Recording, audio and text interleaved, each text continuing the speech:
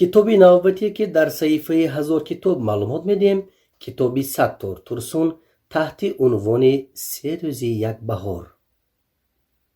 کتابی 3 روزی یک بهار کتابی 15 در سلسله کتاب‌های 3 سالگی استقلالیت است.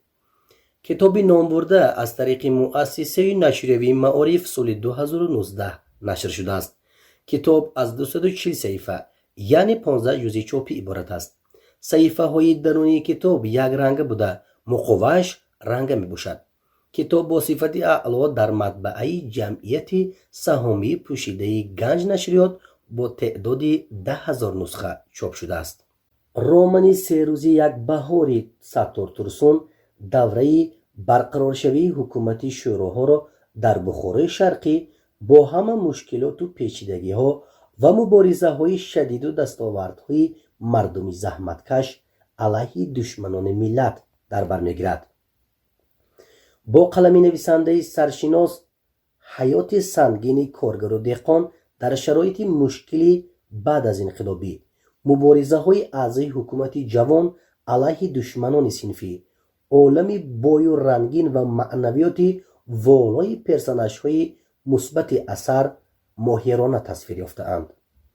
طرز نگارشی به خودخواست و انتخاب واژه های ناب تاجیکی از جانب نویسنده اثر ارزش رمان را بالا میبرد و برای خواننده امروز مطالعه آن از منفیت خالی نیست و علاوه بر آن برای اندوختن دانش در ارتباط به یک بخش مهم تاریخ ملت یاری میرساند.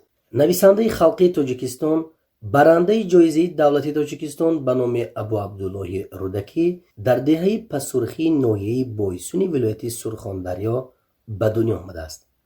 سال 1970 فاکولته شرقشناسی دانشگاه دولتی تاجیکستان را ختم کرده است.